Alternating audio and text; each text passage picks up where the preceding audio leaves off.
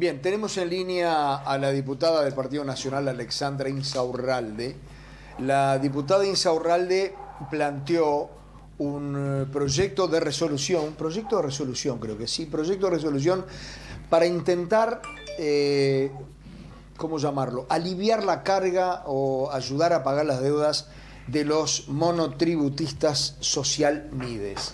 ¿Cómo le va, diputada? Buenas tardes, gracias por estar. Muy buenas tardes, un gusto para mí. No, el gusto es nuestro. Primero expliquémosle a la gente, a la gran gente, qué es o qué son los monotributistas social Mides. Bueno, muy bien. Los monotributistas, como lo dice la expresión, monotributistas pagan un aporte tributo unificado. Esa es la forma que se encontró de poder facilitar, llevar a la formalidad muchos pequeños emprendimientos que de lo contrario estarían en la informalidad. Eso es monotributista. Hay otros también de un régimen creado en el año 2006 que no son Mides, son como primos hermanos, son similares los regímenes, y eso lo explico porque tiene que ver mucho con esta propuesta. Cuando los Mides en particular tienen una condición, y es que los integrantes, cuando son emprendimientos asociativos o los mismos unipersonales, tienen que formar parte de un hogar que esté por debajo de la línea de pobreza. Ajá. O con características de vulnerabilidad. Eso es lo que los hace más que nada diferentes de los otros. Pero son pequeños emprendimientos, tributo unificado, y por lo tanto hace que condiciones que tenían los Mides, por ejemplo, le podían vender al Estado, por ejemplo, los primeros meses de actividad tienen un régimen de aportación gradual. Eso no lo tenían los comunes. Y nosotros fuimos viendo esas diferencias y de hecho planteamos que también los comunes pudieran venderla al Estado. Los comunes son mucho más que los Mides y muy comunes al interior de mi departamento. Del interior del país me imagino que también. Entonces propusimos esto y el 8 de diciembre se convierte en un decreto, y hoy para todos los monotributistas el universo es la regla que pueden venderla al Estado. Es una muy buena noticia. Acá pasa al revés. Algo que se previó en el año 2021 para los monotributistas comunes, quedaron atrás los monotributistas Mides. Entonces, nosotros atendemos a la gente una vez a la semana, ¿no? Es un espacio de atención personalizada y a su vez a teléfono abierto también. Se comunica con nosotros alguien que es monotributista social Mides en La Valleja y nos plantea las inquietudes y las vicisitudes que están pasando. Frente a eso, lo que hice fue analizar cuál es el historial de los monotributistas sociales Mides y qué ha hecho el gobierno desde la emergencia sanitaria hasta ahora. Porque obviamente mi propuesta, si ustedes la leyeron, abarca los inactivos con deuda desde la emergencia sanitaria en adelante.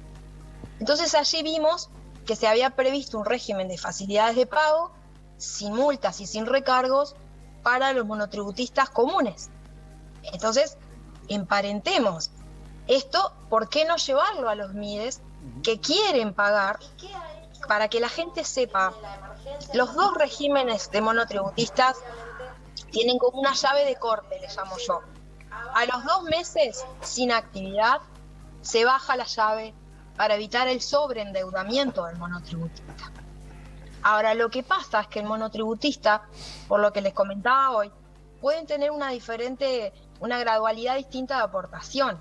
Pueden estar en el 25, en el 50, en el 75, en el 100%, y pueden estar o no aportando al FONASA.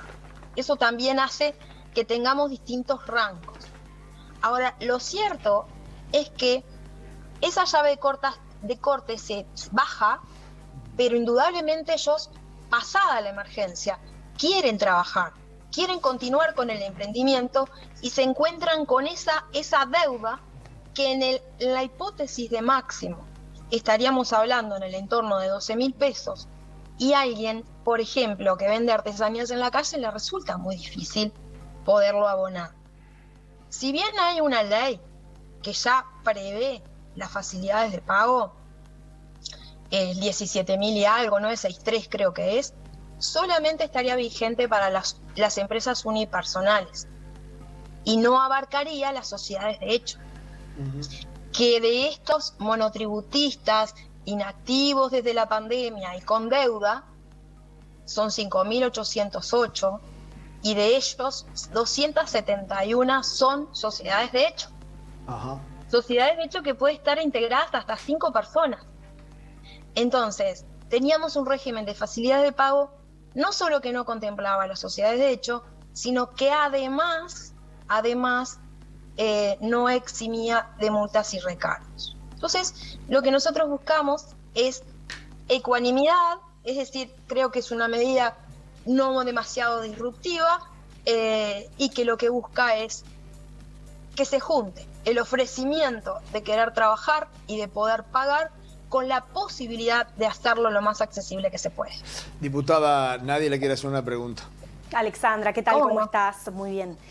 Te hago dos consultas en realidad. La primera, este problema empieza a surgir, tú lo mencionás muy bien, en la pandemia. Cuando se realizaron algunas exoneraciones de aportes, sucedió que en el caso de los monotributistas, por ejemplo, aquellos que tenían el régimen escalonado, no accedieron a las exoneraciones de aportes. Entiendo que a partir de ahí se empezaron además a generar las deudas más allá de la crisis económica.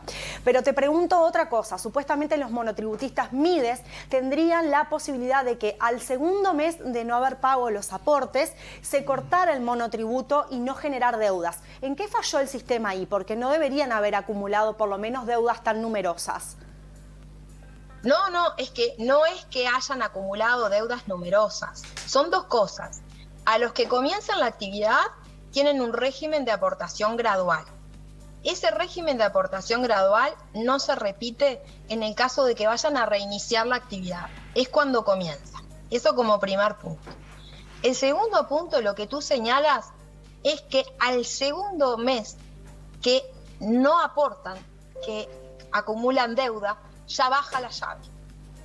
Lo que puede pasar es que alguien, un monotributista, esté ya en el 100% de facturación y que a su vez aporte FONASA. Entonces, tenemos un rango muy amplio.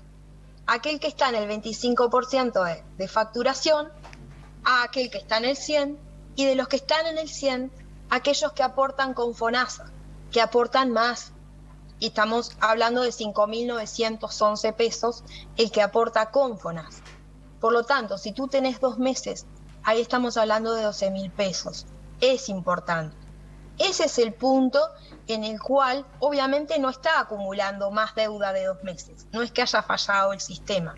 Es que esa deuda, para estos monotributistas, que nosotros entendemos que sin duda alguna, por definición, deberían pertenecer a un hogar que esté bajo la línea de pobreza. Por definición, deberían funcionar también los contralores que prevé la ley, ¿verdad? Pero la gama es muy amplia.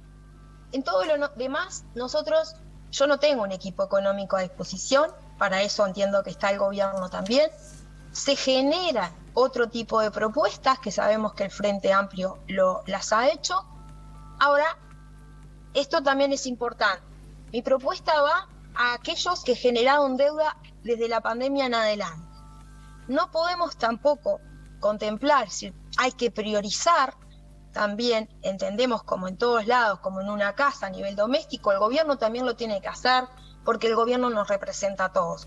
Entonces, cuando hablamos de inactivos, en general y sin discriminar, podemos también estar hablando de inactivos y con deudas generadas durante el periodo anterior, durante la administración anterior, donde sin pandemia y sin guerra hubo ya una línea en bajada del PBI, ya aumentó el desempleo, aumentó el subempleo, aumentó también la informalidad.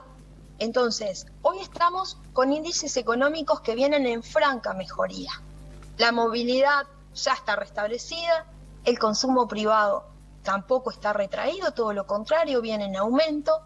Entonces creo que es muy importante esta visión de globalidad, de conjunto y de equilibrio que nosotros tenemos que tener.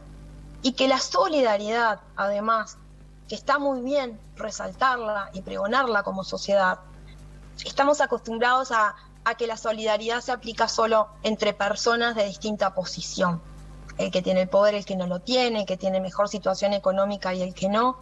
Pero creo que la solidaridad entre pares y como formando parte de una misma comunidad es bien importante. Por eso es que al focalizar y al tomar las medidas, nosotros tenemos que ser bien precisos, porque estos monotributistas, como tú bien señalabas, recibieron un 40% en el 2020 de exoneración, por el 60% financiación, subsidios, 17 millones de dólares de subsidios, en el 2020 4 partidas y en el 2021 5 partidas. Y a su vez, por las características que yo les señalaba, por el solo hecho de ser MIDES y pertenecer a este sector de población, indudablemente fueron beneficiarios de los 293 millones de dólares que formaron parte del fondo COVID en el 2021, ni que hablar 2020. Entonces, yo apelo a eso, ¿no? Al sentido de equilibrio, indudablemente que sí, que siempre se requiere más, pero la solidaridad entre pares, entre muchas personas que están pasando mal, entre pequeñas empresas que tienen la misma franja de facturación anual que un monotributista, salvo los unipersonales, que llegan al 60%, esas personas pagan todos sus impuestos. Y acá el monotributo, ya de por sí, por serlo, no tiene las contribuciones especiales de BPS y tributos nacionales que paga una empresa que no sea monotributo. Diputada... así que sí, por ese lado creo que viene la propuesta. ¿Cómo sigue esto? ¿Esto es una propuesta de un proyecto de propuesta o algo así al Poder Ejecutivo? ¿Lo obliga, tiene carácter vinculante de alguna manera o no? No, porque por el contenido económico hay materias que son de iniciativa exclusiva del Poder Ejecutivo. Claro. Entonces, frente a este tipo de... Nosotros como legisladores tenemos herramientas. Tenemos herramienta exposición escrita, que fue el camino que tomé cuando se logró que los monotributistas comunes pudieran venderla al Estado, y agradezco la oportunidad porque no tuvo gran difusión, y muchos que, sí, hay muchos gobiernos departamentales que queriendo ayudarlos no podían, y no se sabía ni por qué se había puesto ese inconveniente, ese obstáculo. Bueno, la exposición escrita es a título personal y una especie de carta. Uh-huh. El proyecto de resolución va dirigido a Cámara de Representantes, a tu Cámara. Sí, claro. Y la Cámara en conjunto lo toma y lo envía, o decide enviarlo o no enviarlo. Entonces es una iniciativa que va un poco más reforzada, claro, al Poder Ejecutivo. Claro, después el Poder Ejecutivo lo que tiene que hacer es presentar la iniciativa al Parlamento, o sea, si lo recoge. Exactamente, bien, exactamente. Lo recoge, envía un proyecto de ley, en este caso, que correspondería aplicar esa misma ley, la 19942, en el artículo 7º, a los monotributistas MIDES. Bien, la diputada, viste que para hablar con nosotros paró el auto, ¿no? Por suerte, porque si no después, ahora las multas ya corren. Sería medio difícil, ¿no? No, pero es más que la multa, es la responsabilidad ciudadana. Claro, muy bien, muy bien. Gracias, muy bien, diputada, muy amable, ¿eh? Muy atentos a todos los detalles. Sí, señor, acá no nos perdemos un solo detalle. Ninguno. Ya veo. Muchas gracias y mucha suerte. Muchas gracias a ustedes. Chau.